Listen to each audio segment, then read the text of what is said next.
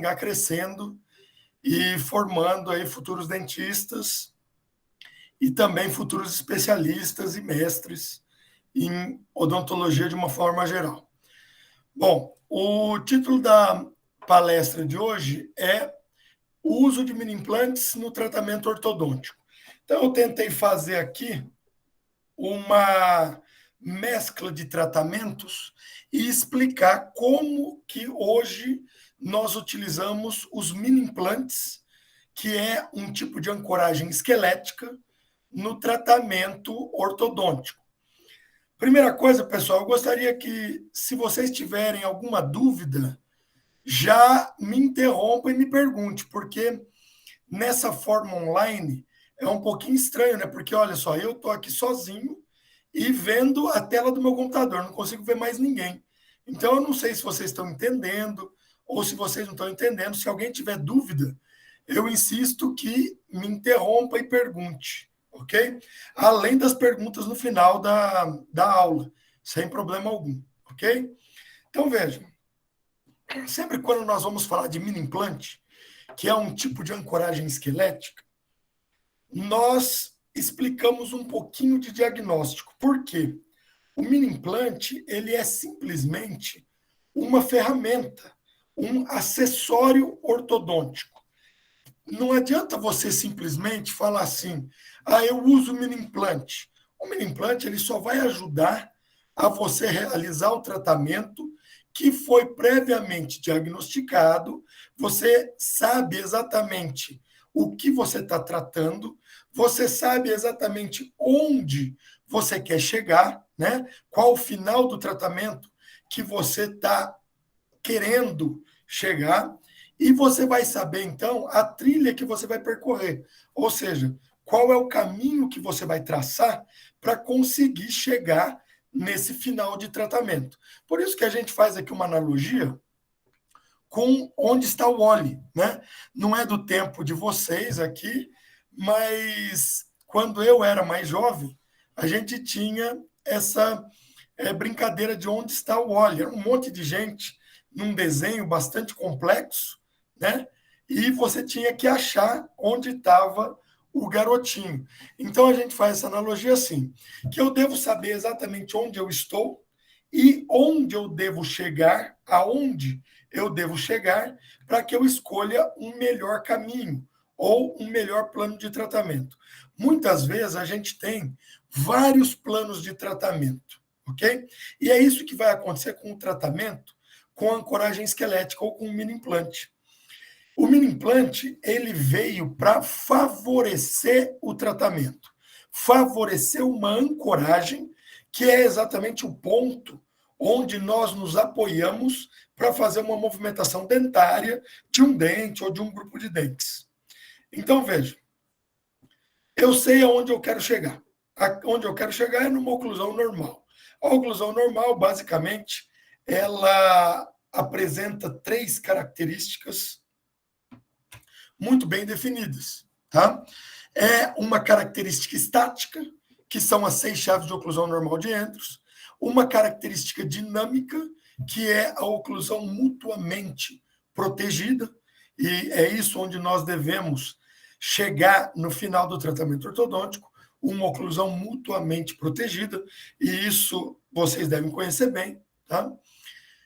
E também nós devemos ter uma oclusão muito estética e harmônica, ou seja, com uma harmonia em relação à face e também ao sorriso.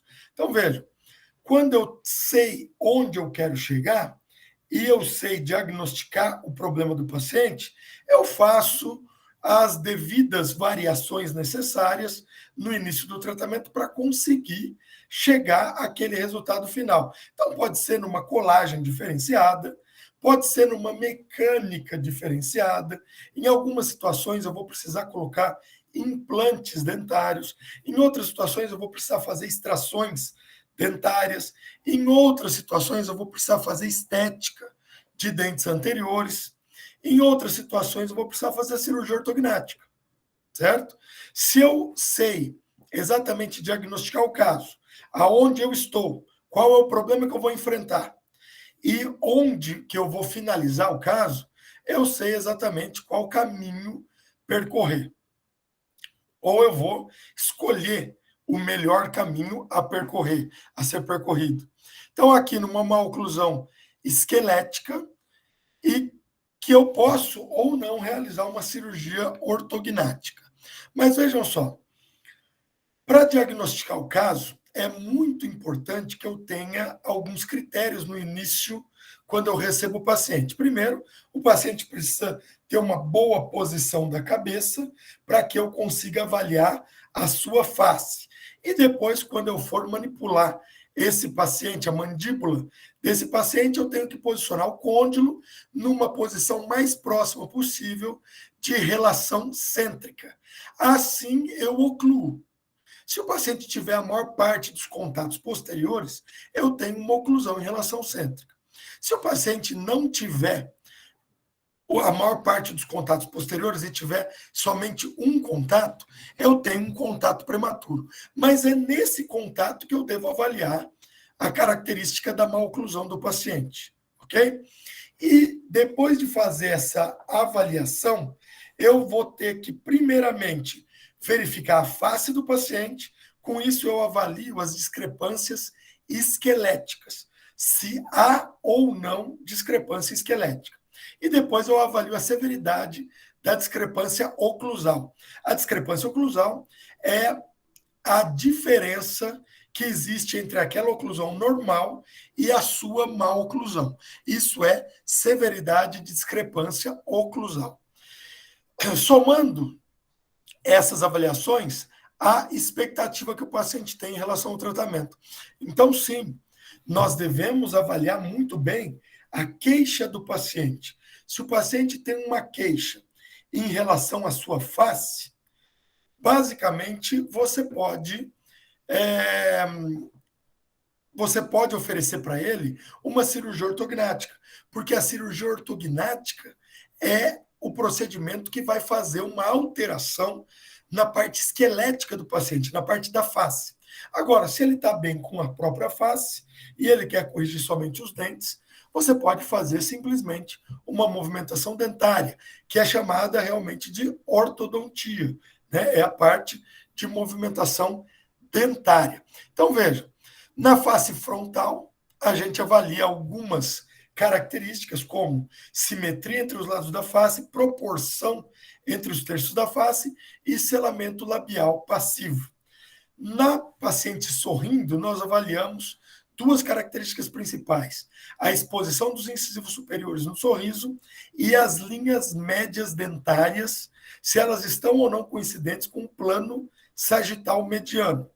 E no perfil, nós, além de avaliarmos subjetivamente a projeção do zigomático, a linha queixo-pescoço, o ângulo nasolabial, o ângulo mentolabial, nós avaliamos também a projeção do nariz, ou o tamanho do nariz, a projeção do lábio superior, a projeção do lábio inferior e a projeção do mento, que é o queixo, ok?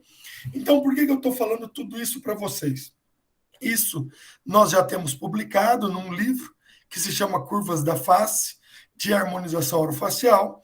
O 5º capítulo é nosso, e nós falamos sobre a análise da face. E depois disso, nós vamos analisar a oclusão. A oclusão, ela deve ser analisada nos 3 sentidos do espaço, tanto transversalmente, quanto verticalmente, quanto antero-posteriormente, ou seja, sagitalmente.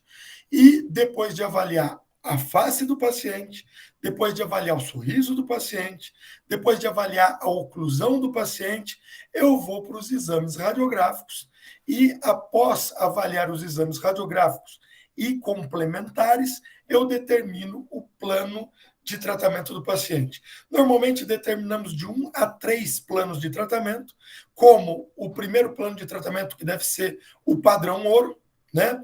O plano que deveria ser executado, mas como nós levamos muito em consideração algumas características do paciente, e principalmente essa característica de expectativa em relação ao resultado do próprio paciente, nós podemos escolher a segunda ou a terceira opção de tratamento. Bom, por que eu falei tudo isso, pessoal? Por que eu dei esses 10 minutos antes para falar sobre diagnóstico? Porque existem alguns fatores que aumentam o grau de dificuldade de um caso, aumentam o grau de complexidade do tratamento ortodôntico. São eles: idade e problemas sistêmicos, severidade da discrepância, tanto esquelética quanto oclusal, perdas dentárias e problemas periodontais, além de falta de colaboração durante a mecânica ortodôntica. Todos esses fatores somados com a expectativa que esse paciente tem em relação ao tratamento é que vai determinar o meu plano de tratamento, ok? O que é interessante saber é que quanto maior for o grau de complexidade de um caso, ou maior grau de dificuldade de tratamento de um caso, maior é a necessidade de um eficiente reforço de ancoragem. E o que é o reforço de ancoragem? O reforço de ancoragem é aquele ponto de apoio que ancora uma força capaz de movimentar um dente ou um grupo de dentes. Ou seja, é onde você vai se apoiar para movimentar os dentes. Normalmente, essa ancoragem, ela segue a terceira lei de Newton, que é a lei da ação e reação. Quando você se ancora num lugar, você está fazendo a mesma força com que você está exercendo força nos dentes que você quer se movimentar. Então, normalmente, dentro da boca, nós nos ancoramos nos próprios dentes para fazer movimentação de outros dentes. O interessante saber, entender, é que se eu faço uma força recíproca entre dois dentes, e esses dois dentes são homólogos, ou seja, têm o mesmo tamanho, a mesma estrutura, os dois dentes eles vão ter a mesma quantidade de movimentação. Se eu tento movimentar, por exemplo, um canino contra um molar, é lógico que o molar, que tem uma maior área de superfície radicular e uma maior inserção óssea, ele vai ter um poder de ancoragem muito maior. Então, o canino movimentaria muito mais do que o próprio molar, ok? Mas o que é interessante dos mini implantes é que os mini implantes não se movimentam, tá? Ou seja, durante um grande período, e eu falo isso, antes dos anos 2000, nós utilizávamos ancoragens tradicionais, ancoragens convencionais, durante os nossos tratamentos ortodônticos. Esses dispositivos de ancoragem tradicional tinham muitos problemas, seja por falta de colaboração do paciente em usar o dispositivo, como, por exemplo, um aparelho extrabucal, como, por exemplo, uma placa labiativa. Tá? Muito problema, porque o paciente às vezes não utilizava. Você não tinha a anuência, a colaboração 100% do paciente. E isso dificultava muito o tratamento ortodôntico.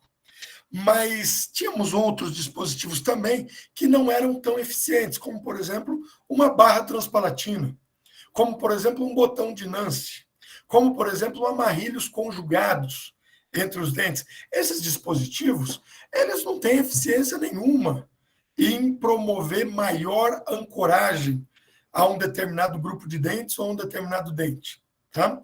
E isso dificultava a movimentação ortodôntica, porque dificultava exatamente o direcionamento dessa movimentação dos dentes.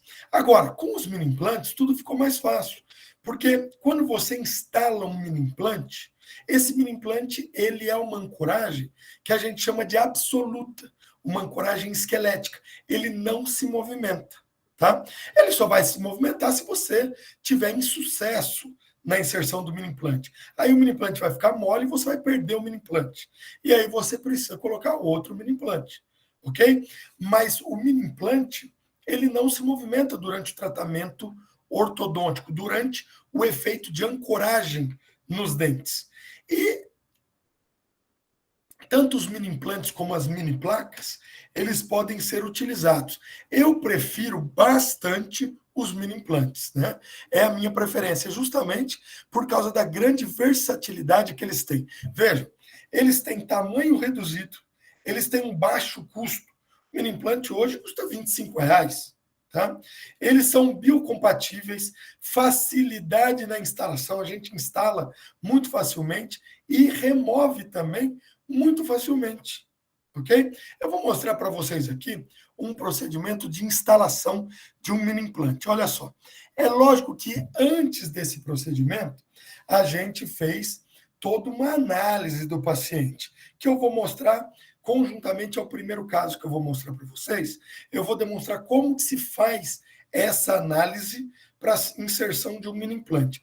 Mas veja só como é fácil colocar. O procedimento de colocação do mini implante, ele é extremamente simples. Ele demora de 10 a 30 segundos. Vejam só.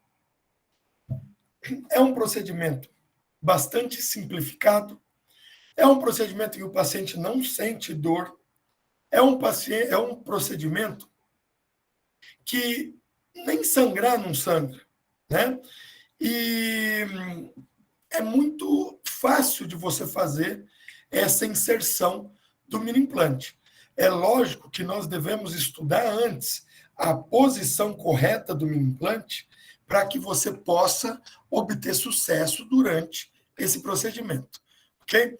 Vejam só o Dr. Vincent Koch, que era um grande ortodontista, inclusive foi editor-chefe do American Journal, que é um journal, um periódico de grande impacto na ortodontia mundial.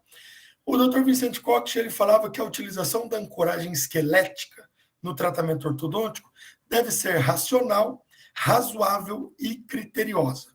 Eu escutei isso da própria boca do Dr. Vincent Koch no AAO, que é a reunião dos ortodontistas americanos lá em Boston em 2009. Então, vejam, os mini implantes realmente devem ser utilizados de forma racional e muito criteriosa. Somente utilizados em casos em que o tratamento ortodôntico convencional não vai conseguir atingir a ancoragem necessária para que você possa ter sucesso no tratamento ortodôntico. Então, hoje, nós utilizamos os mini implantes aproximadamente de 20 a 30% dos casos clínicos. Os casos na nossa clínica, no nosso consultório, de 20 a 30% nós utilizamos os mini implantes. Por quê? De uma forma bastante racional, bastante razoável, bastante criteriosa, quando nós percebemos que, mediante ao plano de tratamento que o paciente escolheu para que você realize na boca dele, você não vai conseguir atingir os resultados perfeitos ou os melhores resultados se você não tiver uma ancoragem absoluta. Esses mini implantes, eles são mini parafusos de titânio de grau 5, ou seja, é uma liga de titânio, alumínio 6, vanádio 4, que apresenta mínimo grau de osteointegração, ou seja, os mini implantes não osteointegram, tá? Aqui eu mostro para vocês que nós já escrevemos sobre os mini implantes nesse livro da Uningá, que saiu agora o ano passado. Pelo que eu me lembro, foi o ano passado que ele foi publicado, né? Ou o ano retrasado. Esse livro de atualidades em odontologia. O capítulo 2, nós escrevemos juntamente com algumas alunas do mestrado, o capítulo de utilização de mini implantes na mecânica ortodôntica. E vocês podem lê-lo se vocês quiserem complementar o seu conhecimento. O mini implante, ele faz uma retenção por imbricamento mecânico. Ou seja, você coloca o mini implante no alvéolo do paciente, ou no osso de uma forma geral, né? Pode ser também extra-alveolar o mini implante. E esse mini implante, ele vai ter um imbricamento mecânico.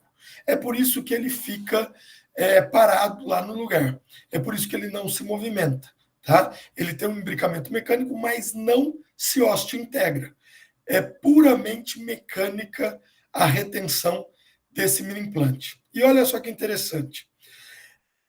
Algumas considerações clínicas associadas à estabilidade é em relação à estabilidade primária do mini implante e em relação à estabilidade secundária. Em relação à estabilidade primária, logo que você coloca, depois você faz o teste e vê que ele tem uma ótima estabilidade, que é considerada estabilidade primária. Veja, a gente depende de muitos fatores, principalmente desses que estão listados, da idade do paciente, da espessura e densidade da cortical óssea, da forma, do diâmetro, do comprimento do mini implante, da inserção de carga imediata e da proximidade com raízes ou estruturas adjacentes. Já a estabilidade secundária, que é aquela estabilidade que você vai ter durante o tratamento ortodôntico, depende muito da higienização da área e depende muito da movimentação dos dentes adjacentes. Se você movimentar um dente em direção ao mini implante, esse mini implante ele vai acabar caindo no ligamento periodontal, no espaço do ligamento periodontal, e o paciente vai apresentar dor e você vai precisar remover o mini implante, ok? Nós já escrevemos sobre isso também num artigo que foi publicado em 2011, um artigo também de um aluno nosso de mestrado, né, o Rodrigo Pacheco de Carvalho, e o Rodrigo ele fez a dissertação dele em relação a esses fatores clínicos associados com a estabilidade do mini implante utilizado para o tratamento ortodôntico. E ele viu exatamente isso. Ele viu que existem alguns fatores que favorecem ou desfavorecem a estabilidade do mini implante, tanto a primária quanto a secundária. Se vocês quiserem ler, eu acho bastante interessante a leitura, Revista Ortodontia SPO 2011. E agora vamos na inserção do mini implante. Eu vou falar para vocês como a gente faz a inserção por meio de um exemplo de um caso clínico. Então, essa daqui era a paciente, na época, com 55 anos, ela apresentava diastema entre os incisivos superiores e apresentava meia classe 2 bilateral. Se vocês conhecem de maloclusão, vocês sabem que isso daqui é exatamente uma meia classe 2. Tá? E aí que está o nosso problema. Ela tinha um fator que a gente chama de complicador. Ela apresentava um implante no arco inferior. E se ela tem um implante no arco inferior, esse mini implante não se movimenta. Né? Esse mini implante é como se fosse um dente anquilosado. Então, nós, no caso dela, só poderíamos movimentar o arco superior. O arco inferior estava tudo correto e já existia um mini implante. Nós não poderíamos movimentar em relação a antero-posterior, a movimentação antero-posterior. E se a gente não podia movimentar em relação à translação antero-posterior, nós deveríamos somente movimentar os dentes superiores. Aí, normalmente, eu pergunto numa sala presencial, né? Vocês acham mais difícil tratar essa paciente com abertura de espaço, inserção de 2 implantes, ou mesializando todos os dentes e fechando todos os espaços, transformando os caninos incisivos laterais? Normalmente, o que me respondem é tratamento com 2 implantes. E eu explico que na meia classe 2, nós temos uma discrepância de 3,5 milímetros. Tá? Você pode distalizar os dentes, todos os dentes do arco, 3,5 milímetros e colocar 2 implantes, ou você pode mesializar os dentes 3,5 milímetros. Mas o trabalho aí vai ser quase o mesmo. Normalmente vai ser o mesmo, tá? Inclusive, eu acho um pouco mais difícil a distalização desses dentes, 3,5 milímetros, porque a ancoragem para fazer isso é um pouquinho mais complexa. A ancoragem para mesializar os dentes, no caso agora dos mini implantes, se tornou mais simples. Então, o que nós vamos tentar fazer para essa paciente é o fechamento dos espaços, tá? A complexidade do caso é que nós deveríamos simplesmente mesializar todos os dentes superiores em 3,5 milímetros, tá? Sem movimentar os dentes inferiores, porque já existia um implante nessa região. Eu poderia utilizar máscara facial ou poderia utilizar ancoragem esquelética para fazer isso. E é lógico que eu não vou submeter uma pessoa de 55 anos a utilizar máscara facial o dia inteiro, dia e noite. Então, hoje, com os dispositivos de ancoragem temporária, que são os mini implantes ou as mini placas, nós conseguimos fazer perfeitamente essa movimentação. Primeiramente, o que nós vamos fazer? Nós vamos escolher o local do mini implante. Nós vamos avaliar o espaço disponível, a densidade do osso, a espessura da mucosa e qual mecânica nós vamos realizar. Depois nós vamos fazer um exame radiográfico da região e vamos escolher o tamanho, a forma e a cabeça do mini implante. Então, vejam, aqui eu poderia escolher qualquer desses locais, tá? Mas sabendo-se que quanto mais anterior, mais fácil, eu poderia ter escolhido um local mais anteriorizado. O problema é a curva da oclusão, a curva do arco dentário. Então, como eu ia querer movimentar os dentes todos para frente e essa curva me atrapalharia a esticar um elástico do mini implante até os dentes posteriores, nós descartamos as regiões mais anteriores e escolhemos inserir os mini implantes entre os pré-molares. Então, fizemos um exame radiográfico, vimos que havia um espaço muito bom para a inserção dos mini implantes e escolhemos o mini implante da marca Sim, de 1,4 milímetros de diâmetro por 1 milímetro de transmucoso e 8 milímetros de comprimento. E aí nós fizemos o procedimento de inserção, que eu vou detalhar também para vocês aqui. Primeira coisa que nós fazemos é a asepsia do lábio e do rosto. Depois fazemos um bochecho de clorexidina 0,12%. E aí sim entramos com anestesia infiltrativa. Depois que fizemos a anestesia, tá? E a anestesia, ela deve ser feita somente superficial. Nós utilizamos aproximadamente 1/10 do tubete, tá? 1/10 da quantidade do tubete. Ou seja, muito pouco. Por quê? Nós só devemos anestesiar o periósteo. Não há necessidade de você anestesiar o dente em si. Você vai simplesmente anestesiar o periósteo. Daí você faz a perfuração da cortical, tá? E depois você instala o mini implante com um torque de até 15 newtons. Finalizando o procedimento, você confere a estabilidade primária, faz uma radiografia periapical após o procedimento e aplica uma força leve, que é chamada de carga imediata. Dá as orientações ao paciente, principalmente para ele higienizar, e também quanto a possível desconforto inicial, tá? Um pequeno desconforto que ele pode ter quando passar a anestesia, tá? Aí você diz para ele que ele pode utilizar analgésico se houver necessidade. Normalmente, 50% dos meus pacientes relatam que precisaram tomar um comprimido de analgésico somente. Os outros 50% não precisa tomar nada de analgésico. E aqui, vejam, já aos 4 meses, logo depois que nós instalamos os mini implantes, tá? E aqui fazendo a mecânica ortodôntica por meio de um cursor, né?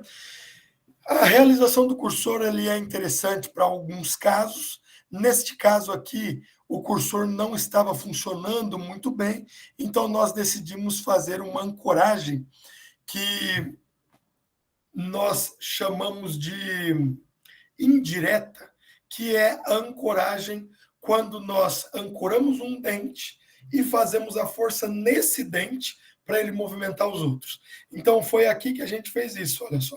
Nós ancoramos o segundo molar ao mini implante e colocamos molas abertas para empurrar os dentes para anterior. E assim foi, até que nós passamos a realizar uma força num braço de força nos molares, para que não houvesse grandes angulações dos dentes posteriores. E aí, com 11 meses, já utilizando esse braço de força, bilateralmente, né? para verticalizar os dentes posteriores, e aos 17 meses nós já estávamos em classe 2 completa, com uma verticalização muito boa dos dentes posteriores.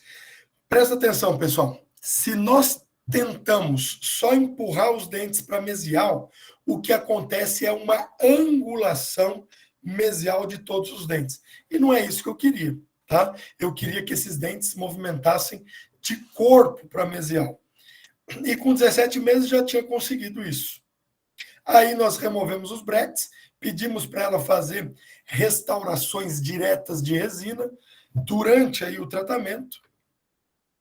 E no final do tratamento, ela nem quis fazer outras restaurações, porque falou que estava boa as restaurações já que tinham sido realizadas no meio do tratamento. E realmente, ela teve um ótimo sorriso ao final do tratamento. Vejam aqui a oclusão ao final do tratamento, os dentes bem verticalizados ou perpendicularizados ao plano oclusal e uma classe 2 completa com uma transformação dos caninos em incisivos laterais. E a paciente estava super feliz, né? Início e final do tratamento, isso foi conseguido em menos de 2 anos. Aqui a sobreposição das imagens do início e do final do tratamento. Vejam que o molar superior movimentou 3,3 milímetros para mesial, assim, todos os dentes superiores também migraram para mesial 3,3 milímetros. E aqui, um ano após o término do tratamento, ainda estava numa ótima oclusão. Na literatura, nós vamos encontrar o nome dos mini-implantes de uma forma bastante aleatória. Nós temos mini-implante, micro-implante, mini-parafuso, micro-parafuso, parafuso ortodôntico, pino de ancoragem, ortoimplantes, dispositivos de ancoragem temporária, os DATs, e também eu já vi piercing ortodôntico. Tá? Então, todos esses nomes, eles acabam sendo encontrados na literatura. Hoje, o que eu tenho falado para o paciente é botão gengival, justamente para tirar o estigma de implante, né? Se você coloca implante, mini implante, o paciente fica com medo, porque ele acha que é um implante, e na verdade não tem nada a ver com implante, porque ele não osteointegra, tá? Também não gosto de falar parafuso, porque dá uma noção assim de parafuso que você coloca na parede, tá? Ortoimplante seria interessante, mas vem com a palavra implante. Dispositivo de ancoragem temporária, eu acho que também pode ser interessante. Piercing ortodôntico, alguns pacientes, por causa de religião, não vão querer colocar, tá? E eu já tive casos assim. E então eu falo hoje botão gengival. Botão gengival, o paciente não tem nenhum problema quanto a isso. Eu falo, olha, hoje nós vamos colocar um botão gengival, o paciente, tudo bem. Não tem algum problema com isso. Esses são os mini implantes. Ele é formado por cabeça, transmucoso ou colar e pontativa ou rosca, que é toda essa parte aqui que faz a perfuração.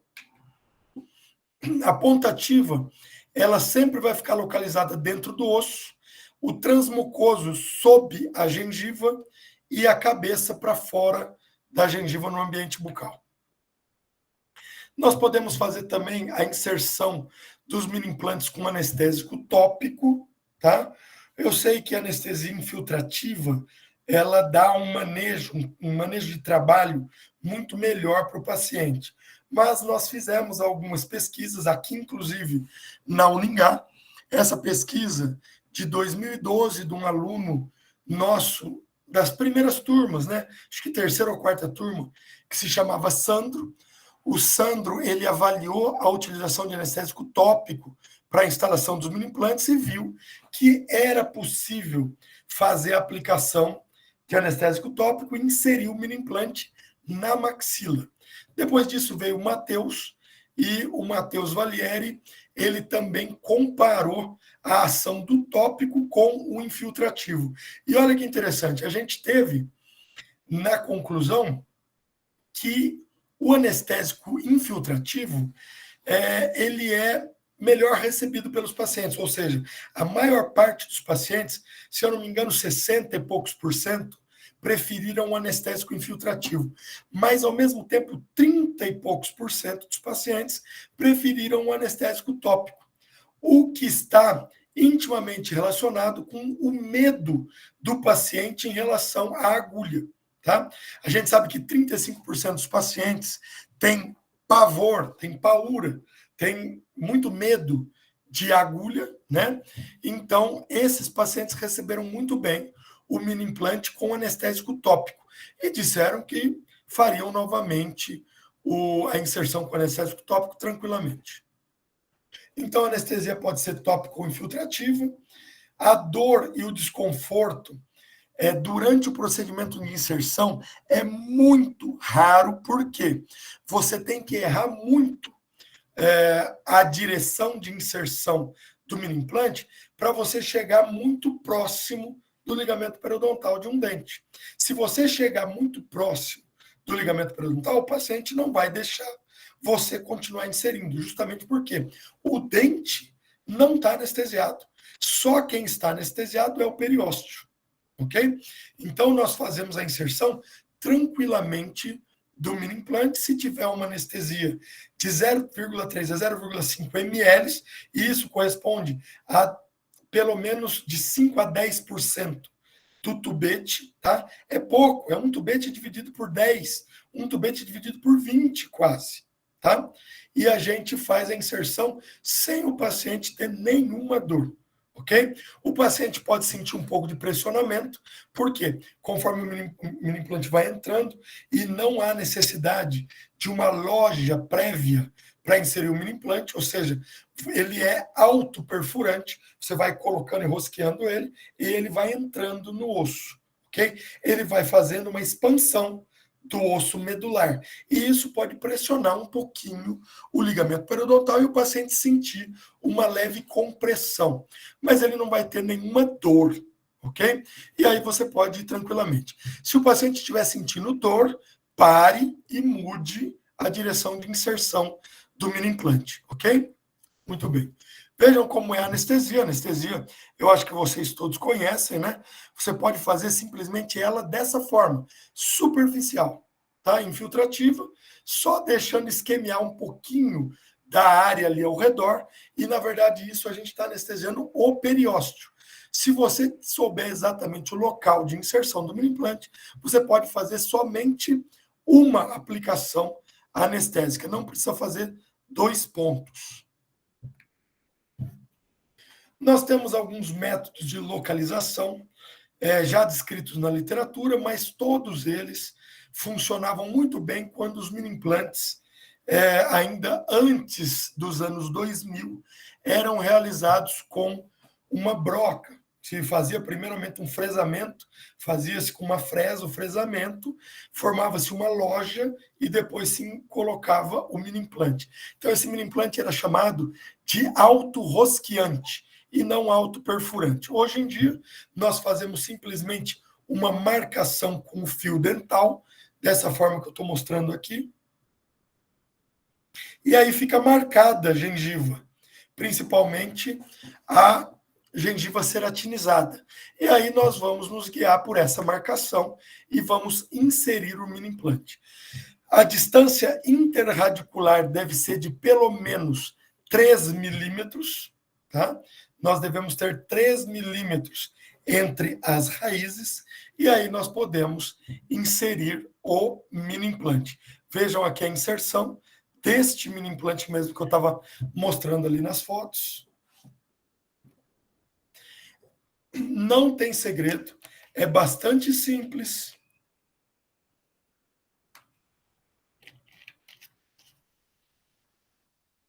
Sentindo alguma coisa?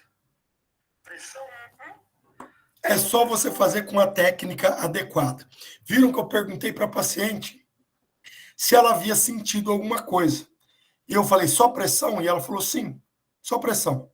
Tá? É isso que a paciente sente quando você instala um mini implante. O que os mini implantes, então, eles podem fazer que a ancoragem convencional não consegue? Vou mostrar alguns casos clínicos para vocês rapidamente, né? Se alguém tiver dúvida, pode perguntar.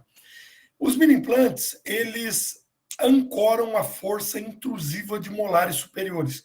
Só eles, só a ancoragem esquelética que consegue intruir molar superior. E com isso a gente tem o giro da mandíbula no sentido anti-horário, diminuindo e favorecendo a FAI do paciente, a altura facial antero-inferior, e até mesmo projetando suavemente o pogônio, projetando o mento para frente. Vejam só essa paciente. Essa paciente tinha 18 anos, ela chegou no consultório com uma ótima exposição dos incisivos no sorriso e apresentava uma face extremamente vertical. Era uma paciente que forçava muito para vedar os lábios. Ela ficava assim, ó, forçando os lábios para que ficasse de boca fechada. Essa paciente já foi publicada aqui em 2013 na Dental Press. Se vocês quiserem fazer a leitura, eu acho bastante interessante. E aqui nós decidimos com ela pelo tratamento com intrusão dos dentes posteriores, justamente porque o padrão ouro para ela, o primeiro plano de tratamento para ela, seria o tratamento cirúrgico, impactação de maxila e giroversão da mandíbula por causa da impactação de maxila. Mas ela não queria fazer a cirurgia ortognática, porque ela não queria modificar a sua face. A cirurgia ortognática, impactando maxila e girando bastante a mandíbula no sentido anti-horário, mudaria completamente a face da paciente. Por que seria o primeiro plano de tratamento para ela? Porque ela melhoraria muito o selamento labial passivo. Então, ela não precisaria mais ficar forçando para fechar os lábios. E isso, então, era o primeiro plano de tratamento. Ela não quis, nós fomos para o segundo plano de tratamento, intrusão dos molares por meio dos mini implantes. Aqui instalamos os mini implantes, um de cada lado. Hoje em dia, eu utilizo normalmente um de cada lado por vestibular e também um de cada lado pelo palato. Tá? Nessa fase aqui, a gente utilizou simplesmente um de cada lado por vestibular e colocamos uma barra transpalatina junto com a grade palatina para fazer o tratamento da mordida aberta. Essa barra transpalatina servia principalmente para minimizar o efeito de vestibularização dos dentes posteriores, porque eles estariam sendo intruídos e com uma força sendo realizada somente por vestibular. Isso faz com que esses dentes vestibularizem. Mesmo com a barra transpalatina, os dentes eles apresentam uma certa vestibularização, tá? A barra transpalatina ela apenas minimiza essa vestibularização. E depois é lógico que nós corrigimos essa vestibularização com torques posteriores. E aqui, removendo a grade palatina e também a barra transpalatina, entramos com esporões. Tá? O objetivo hoje não é falar de tratamento de mordida aberta, por isso que eu não vou entrar em pormenores do tratamento, mas sim que vocês vejam que já está quase corrigida a mordida aberta pela intrusão dos molares. E aqui ao final do tratamento, a paciente basicamente com a mesma face, ainda tem forçamento de lábios para fechar os lábios, né, forçamento da musculatura para fechar os lábios, mas agora sem mordida aberta. E ela estava totalmente satisfeita com o tratamento. Tá? Utilizamos, então, uma contenção que nós chamamos de ativa, e aqui para mostrar para vocês como foi terminado o tratamento com uma sobrecorreção do trespasse vertical positivo muito boa. Né? O mento veio para frente 2,4 milímetros. Vejam que o mento adiantou 2,4 milímetros. O FMA diminuiu 0,9, a AFAI diminuiu 1,9, a altura facial inferior diminuiu 1,9 milímetros. O molar superior intruiu 3 milímetros, o molar inferior extruiu 1,8 e a convexidade da face diminuiu 0,9 graus. Essas alterações, elas não são clinicamente significantes. Ou seja, na face você não vê essas alterações, mas cefalometricamente elas são bastante significantes. Aqui, 2 anos após o término do tratamento, vejam que a paciente ainda apresentava uma ótima oclusão. E aqui, 9 anos após o término do tratamento, vejam que a paciente ainda apresenta uma ótima estabilidade 9 anos depois, né? Obviamente, com diminuição do trespasse vertical positivo, mas ainda apresentando uma sobremordida, ou seja, uma estabilidade clinicamente significante do fechamento da mordida aberta anterior. Veja o antes, era uma mordida aberta bastante esquelética, o depois e 9 anos após o término do tratamento, a paciente recidivando um pouco da quantidade de trespasse vertical positivo, mas não abrindo a mordida novamente. É isso que nós devemos prezar no tratamento ortodôntico, estabilidade dos resultados. E aqui o rosto da paciente ao final do tratamento e 9 anos depois, vejam que mantinha basicamente os mesmos aspectos. Vou mostrar outro caso para vocês. Pessoal, vocês estão tudo bem aí? Estão entendendo? Eu estou aqui falando, eu nem sei se vocês estão aí ainda. Né? Estamos sim, professor. Ok. Obrigado por falar. Estou bem. Ô, professor, prazer em revê-lo. Prazer é meu. Distalização de molares inferiores. A distalização de molares inferiores é sempre um grande problema para o ortodontista. Por quê? Até o evento, né, dos mini implantes, e isso ocorreu em 1983 com Crickmore. Em 1984, o Dr. Eugene Roberts também falou sobre mini implantes, mas eram mini implantes muito rudimentares. O mini implante, como nós conhecemos hoje, ele é utilizado a partir dos anos 2000. Tá? E a distalização desses molares inferiores antes dos anos 2000 era muito complexa, muito difícil de você conseguir.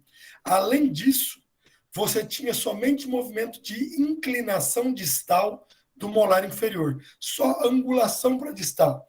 E também você tinha um grande problema, que era a ancoragem. Você tinha que apoiar em outros dentes para fazer essa distalização de molares inferiores. E os outros dentes que você se apoiava eram dentes anteriores. Os dentes anteriores acabavam se movendo mais do que os molares que você queria distalizar. Tá? Hoje em dia nós temos mini implantes, mini placas e até mesmo implantes ósseo-integrados. Tá? Esses dispositivos de ancoragem, eles sim podem fazer uma ancoragem absoluta e podem movimentar um molar para distal. Vejam só essa paciente. Essa paciente, ela tinha 26 anos, apresentava um apinhamento anteroinferior e também apresentava biprotrusão. O problema dela era a biprotrusão e o apinhamento anteroinferior. Ela queria tratar. E vejam só a linha média dentária superior dela. A linha média dentária superior era coincidente com o plano sagital mediano. Ou seja, estava muito bem alinhado o dente superior dela com o plano sagital mediano. Mas a linha média inferior não. A linha média inferior estava desviada para o lado da classe 2, para o lado direito. O lado direito ela apresentava uma meia classe 2, o lado esquerdo uma classe 1. Quando nós temos uma maloclusão subdivisão, ou seja, uma maloclusão assimétrica, diferente dos dois lados, nós fazemos também uma mecânica assimétrica. Normalmente, nos casos biprotrusos, ou nos casos que tem grande quantidade de apinhamento, nós tratamos esse caso por meio de extrações dentárias. Normalmente com 3 extrações, 2 no arco superior, de pré-molares, uma aqui no arco direito e outra no lado esquerdo, e uma extração no arco inferior do lado da classe 1, justamente para desviar a linha média inferior, que está desviada. Tá? São 3 extrações assimétricas. Só que o problema era que essa paciente já havia perdido um segundo molar inferior do lado esquerdo e não tinha o terceiro molar inferior. Então, eu não iria poder extrair um pré-molar, porque se eu extraísse esse pré-molar inferior, para corrigir a maloclusão dela, corrigir o apinhamento, corrigir a linha média e corrigir a biprotrusão, no final do tratamento eu teria que instalar um implante ósseo integrado na região dos segundos molares. E foi aí que nós pensamos, então, em não extrair o primeiro pré-molar do lado esquerdo e distalizar todo o quadrante. E foi isso que nós fizemos. Então, vejam só, nós queríamos distalizar todo o quadrante número 3. Esse caso já foi publicado também num periódico que chama Journal Clinical of Orthodontics. E aqui está a mecânica.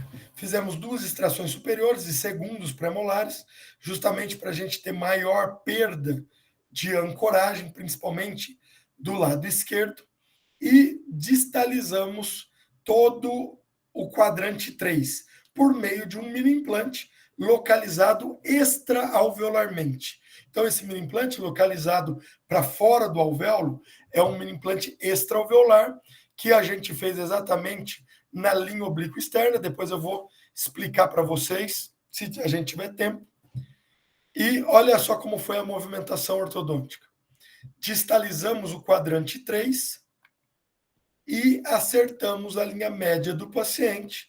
Deixamos o lado direito em classe 1 de canino, classe 2 de molar, o lado esquerdo em classe 1 de canino, classe 2 de molar, e não precisamos colocar um implante na região do segundo molar inferior esquerdo.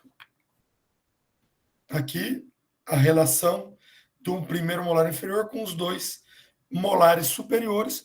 Não havia necessidade de mais um dente na distal do dente 36.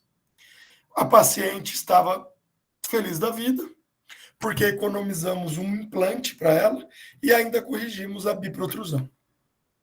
Vejam só o que aconteceu no caso. Houve uma grande movimentação mesial dos molares superiores e uma distalização do molar inferior do lado esquerdo. 1,6 de raiz, 4,3 de coroa. Vou mostrar outra para vocês, verticalização de molar, tá? Todos esses movimentos que eu estou falando para vocês, pessoal, são movimentos... Deixa eu colocar aqui na tomada, que está acabando a bateria. São movimentos que seriam impossíveis sem o mini implante, tá? Todos esses casos que eu mostrei até agora, sem ancoragem absoluta, nós não conseguiríamos fazer esse movimento e não conseguiríamos ter esse resultado. A mesma coisa aqui com este caso. Veja, foram descritos já na literatura, antes dos anos 2000, vários tipos de métodos de verticalização de molares. Todos eles apresentavam efeitos colaterais nos dentes de ancoragem, apresentavam movimentos extrusivos nos dentes que estavam sendo verticalizados e falta de colaboração do paciente, em alguns casos que o paciente precisava utilizar acessórios removíveis, tá? Esse caso aqui é de um paciente, que eu vou mostrar para vocês uma verticalização bastante grande, né? Ele também já foi publicado deixa eu ver aqui, na Dental Press, em 2019. Essa é uma verticalização que nós chamamos de 2 fases, né? Uma verticalização que foi feita com 2 pontos de ancoragem distintos. Então, vejam só, ele apresentava um terceiro molar muito impactado. Por que era o terceiro molar? Porque esse paciente ele já tinha feito o tratamento ortodôntico e já tinha extraído 2 segundos pré-molares superiores, esse daqui é o primeiro molar, e tinha extraído também 2 primeiros molares inferiores. Então, o que ele apresentava eram os segundos molares inferiores, eram segundos molares, e os terceiros molares também. Tá? Só que ele tinha ainda um fator complicador. O que era o fator complicador dele? O que a gente queria era fazer a verticalização do dente 48, mas ele tinha reabsorção radicular dos segundos molares. isso provavelmente foi por causa do primeiro tratamento ortodôntico dele, ou por outras causas também idiopáticas que nós não conseguimos medir agora. Tá? Ele tinha também reabsorção radicular dos primeiros molares superiores, alguma coisa também nos pré-molares. Tá? E o terceiro molar estava muito angulado. Só que como ele queria realizar o retratamento, eu expliquei para ele. Eu falei, olha, esse caso era de um advogado. Tá? E eu expliquei para ele, falei, olha, você é advogado, você sabe como que funcionam as coisas, eu quero fazer a verticalização desse seu dente e nós vamos fazer essa verticalização durante a correção do seu tratamento ortodôntico. Se no final do seu tratamento ortodôntico eu ainda não tiver conseguido verticalizá-lo, aí nós extraímos esse dente e colocamos um implante. E ele aceitou tranquilamente. Tá? Foi isso que nós fizemos. Veja só, além de o terceiro molar estar bastante angulado para mesial, ele tinha dilaceração. E essa dilaceração dificulta a movimentação de verticalização desse molar. Mesmo assim, nós tentamos fazer essa verticalização. Colocamos um mini implante no trígono retromolar, já bem próximo da região do ramo mandibular, e aí o que a gente tentou fazer era esta verticalização. E conseguimos em poucos meses. Tá? Em poucos meses nós conseguimos verticalizar esse dente para que ele aparecesse na boca e assim a gente pudesse colar um acessório nesse dente. Colamos o acessório no dente e inserimos um cantilever. O cantilever com um helicoide virado para cima para aumentar a eficiência. Esse cantilever iria fazer o resto do trabalho de verticalização desse dente. E olha aqui, verticalizando o dente, a força não era pequena, então havia remodelação ou reabsorção radicular do terceiro molar, bem naquela dilaceração, mas no final do tratamento nós conseguimos verticalizá-los e colocá-lo no arco dentário. Agora sim, a gente resolveu fazer a força nos molares também, justamente para não comprometer mais ainda esses molares que já apresentavam reabsorção radicular. Tá? Então fizemos uma panorâmica, vimos que estava tudo bem, estava tudo normal, e aí finalizamos o tratamento com o molar na boca. Se não fosse a ancoragem esquelética, dificilmente você conseguiria esse resultado. Primeiro porque os dentes de ancoragem que você teria que se apoiar, que é principalmente o segundo molar inferior nesse caso, já apresentava uma reabsorção radicular muito grande. E com certeza você traria pioras nessa reabsorção radicular.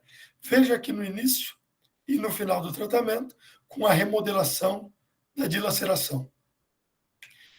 Mas acabou ficando muito bem esse dente, e se esse dente não tiver contato prematuro, nós conseguiremos aí provavelmente que esse dente permaneça na boca até o final da vida do paciente, sem grandes problemas, ok?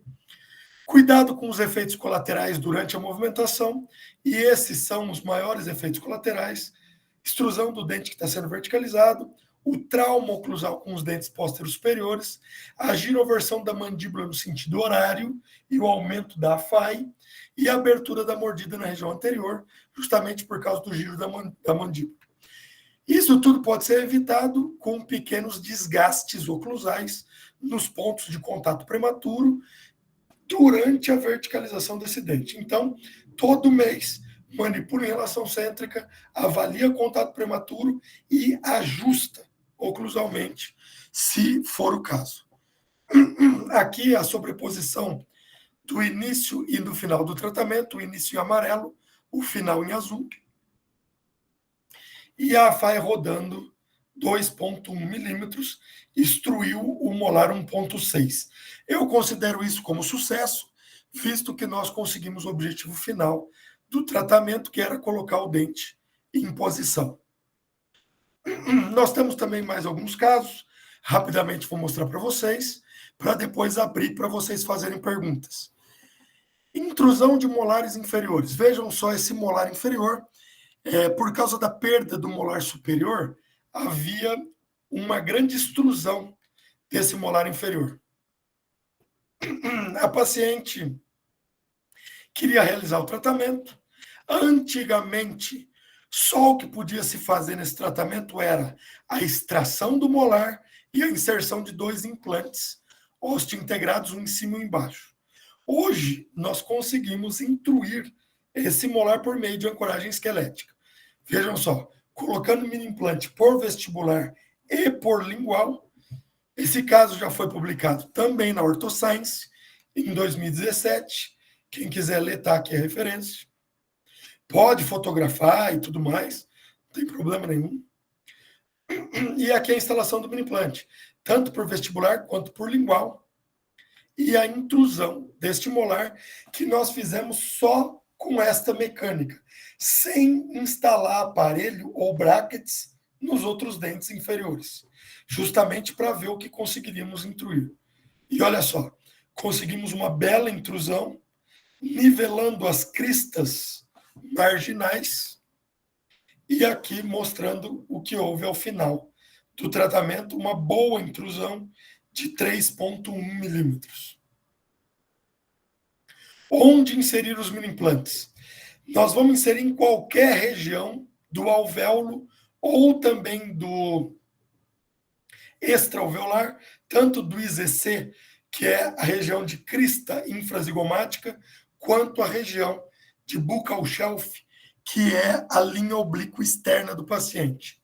Então, todos esses pontos, todas essas regiões, você pode inserir o mini implante. Você deve ter cuidado com algumas regiões. Quais são? Fossa nasal, seio maxilar e forame mentoniano. Tá? Por vestibular é isso. E por palatino, você pode inserir em todas essas regiões que estão em verde, só deve ter cuidado também com o palatino maior, com o seio maxilar e com o forame do incisivo. Como que nós devemos escolher o sítio de inserção? Tudo vai depender da necessidade mecânica de movimentação dos seus dentes. Então, dependendo da necessidade mecânica, eu passo para a segunda avaliação, que é a avaliação da quantidade e da qualidade de osso disponível na região. Tem que ter osso. Não adianta ter só um osso medular, tipo 4, por exemplo, que aí o mini implante não vai ter estabilidade primária. Tá? Por isso que é tão difícil assim fazer mini implantes na área do tuber. O tuber, que tem só uma casquinha de cortical alveolar, é muito poroso. Ele é um osso de tipo 4. Então é muito difícil da gente ter uma estabilidade primária desse mini implante no tuber. Tá? E melhor ainda se houver presença de gengiva inserida. Se houver presença de gengiva inserida, vai ser muito mais tranquilo. Então, cuidado com algumas regiões para colocar esse mini implante, né? Como eu já falei para vocês, tá? No slide anterior. Carga. Nós podemos fazer uma carga no mini implante de até 400 gramas. Entretanto, logo que a gente coloca o mini implante, é bom que a gente faça uma pequena carga inicial de aproximadamente 150 gramas, justamente para ele corticalizar ao redor do mini implante. Então, existem alguns trabalhos que nos mostram que os mini implantes que sofreram uma carga de 100 a 150 gramas, logo imediatamente depois de sua inserção, eles tiveram uma maior estabilidade primária e secundária. Sucesso da inserção dos mini implantes é de 85% a 93%. Ou seja, de 7% a 15% deles nós podemos perder durante a mecânica, principalmente por causa de problemas com o paciente, higienização, traumas no mini implante, são diversas causas aí que nós perdemos os mini implantes durante o tratamento ortodôntico, mas é tão simples de inserir que se você perder um mini implante, você vai lá e coloca outro. Deixa um mês para não formar ali a matriz óssea e vai lá e pode colocar outro no mesmo lugar. Nós já estudamos isso também, né, com um aluno do mestrado da USP, né, não era do mestrado daqui, e avaliou o índice de insucesso em relação à estabilidade dos mini-implantes no tratamento ortodôntico. Em 2015, ele publicou na revista Ortodontia da SPO. Vejam mais um caso que eu quero mostrar para vocês, só para a gente finalizar. Esse caso era uma classe 2, com grandes perdas dentárias, múltiplas perdas dentárias, e apresentava ainda uma extensão pré-alveolar do seio maxilar muito grande. Esse paciente de 28 anos, ele apresentava muitas perdas dentárias, tinha aqui sim a linha média coincidente com o plano sagital mediano, apresentava também uma boa exposição dos incisivos do sorriso, mas olha só como ele tinha perdido o dente. Tinha perdido todos os molares, menos 3/3 molares. Esse daqui era o terceiro molar inferior, era o 48. Este daqui era o terceiro molar superior esquerdo e o terceiro molar superior direito. Vejam aqui na radiografia, a extensão do seio maxilar era muito grande para alveolar. E o terceiro molar estava lá atrás, né? Então, o que eu decidi com ele logo no início do tratamento? Cheguei para ele e falei, Ezion, chamava Ezion esse caso, esse paciente.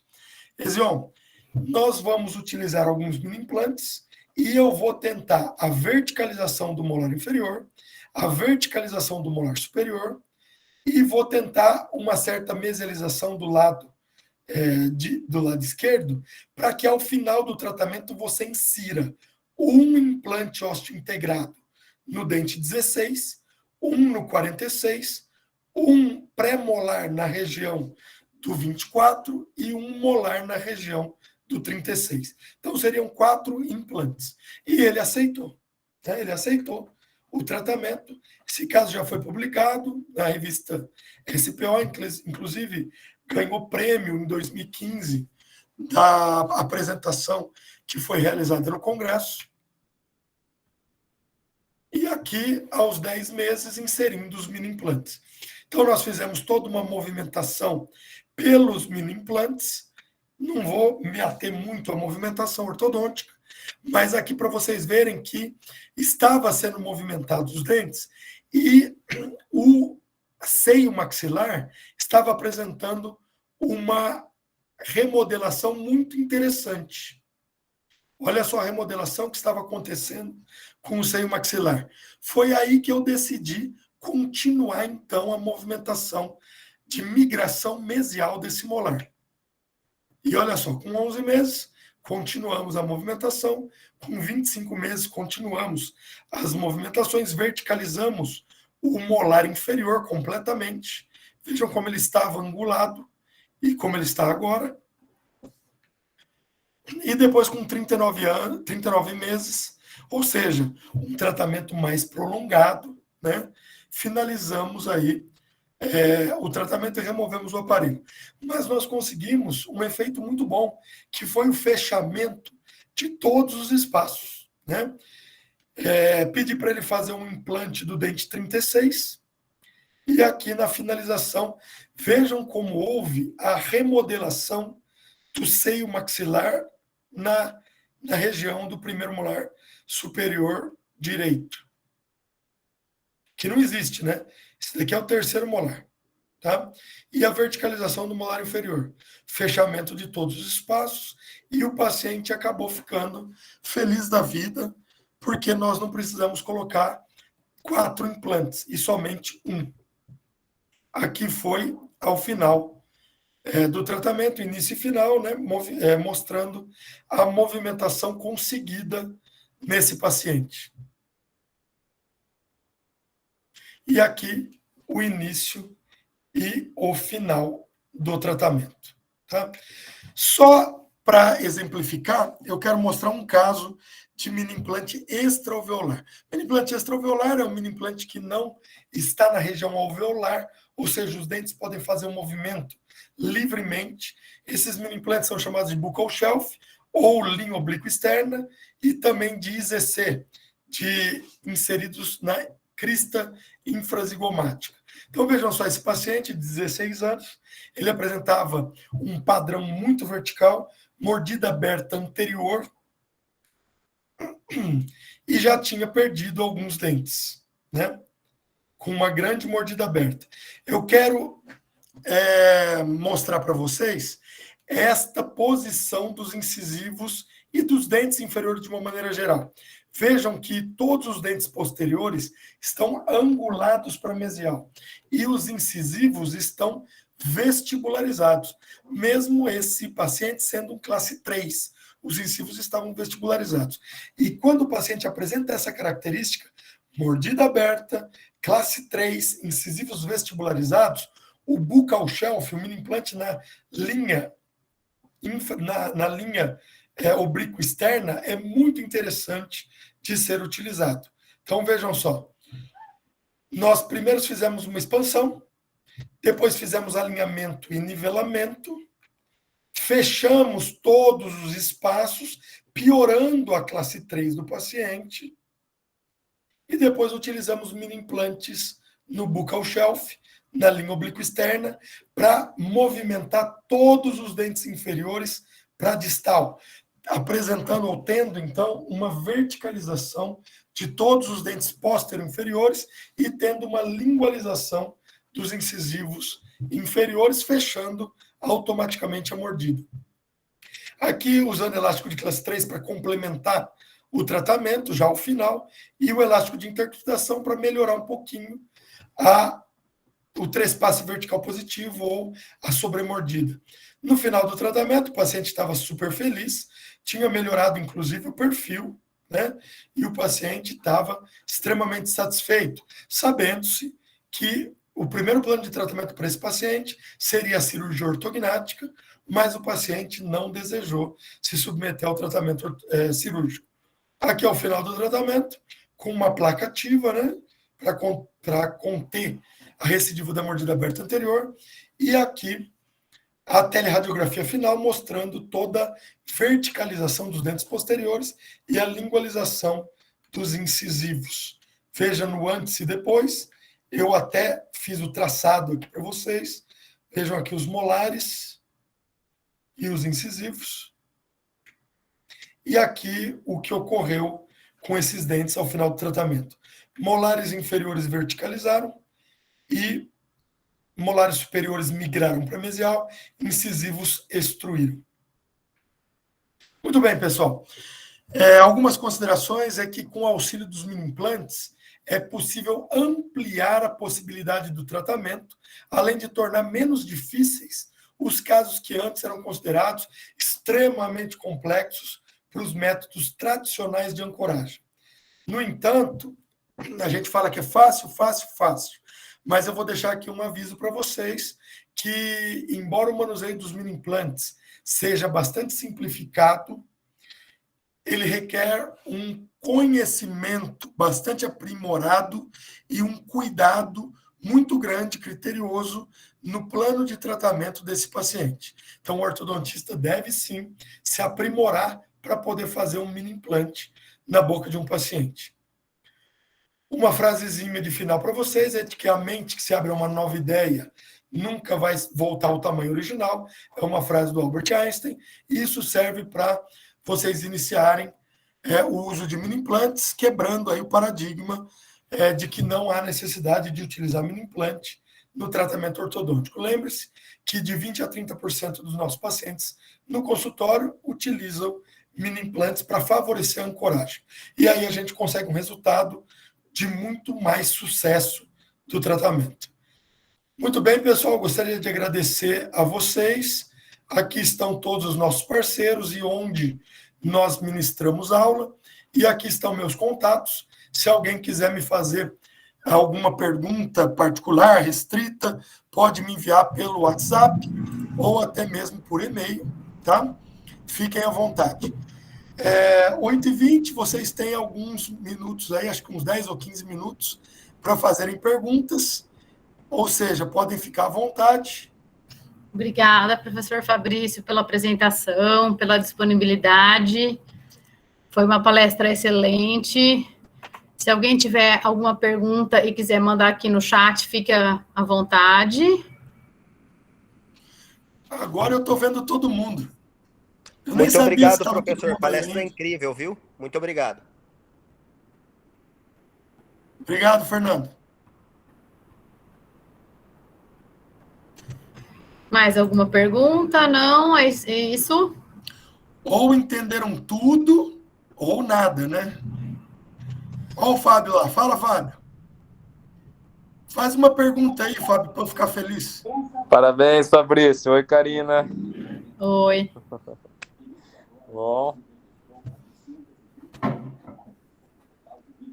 Bom, então agradeço a presença de todos. Você sempre coloca o esporão nesses casos de mordida aberta, ou sempre, né? De mordida aberta, sim. O que eu prefiro é colocar grade no arco superior e esporão no arco inferior. Mas quando o paciente não aceita colocar a grade no arco superior, eu entro com esporão também. Lembrando, Fábio, que a grade ela tem um efeito bem diferente do esporão. A grade ela é limitadora da inserção da língua entre os dentes e do hábito do paciente. O esporão é apenas um recordatório. Okay. Obrigado, Fabrício. Mais alguma pergunta? Alguém escreveu alguma pergunta aí, Karina? Você tá sem volume. O Augusto perguntou: na intrusão de dentes posteriores, na correção de mordida aberta anterior, existe maior efetividade das mini placas comparadas aos mini implantes? Não. Na verdade, Augusto, a gente não tem esse trabalho. Mas em 2016, a gente publicou um trabalho associado junto com o Flávio Vellini, que foi uma coorientação que eu fiz lá na Unicid, da minha sócia de Porto Velho. E nós testamos 2 tipos de ancoragem posterior. Uma com 2 mini implantes e outra com 3 mini implantes. E nós não vimos diferença também, tá? Não tem diferença. Ou seja, eu não vejo, eu especulo que não haja diferença entre a efetividade de mini placa ou de mini implante. Inclusive, eu já falei isso algumas vezes e tenho alguma literatura em que me apoio, tá? Mas não existe esse trabalho realizado pragmaticamente, ou seja, taxativamente, tá? Agora, aonde você vai se apoiar para fazer a força independe do tipo de apoio que você usa. Se é um parafuso, ou se é uma placa, ou se é uma barra, ou se é qualquer coisa, né? Se ela estiver instalada numa posição adequada, pode ser qualquer coisa, tá? Então, eu especulo que não haja nenhuma diferença entre mini implante e mini placa para qualquer movimento que você queira realizar.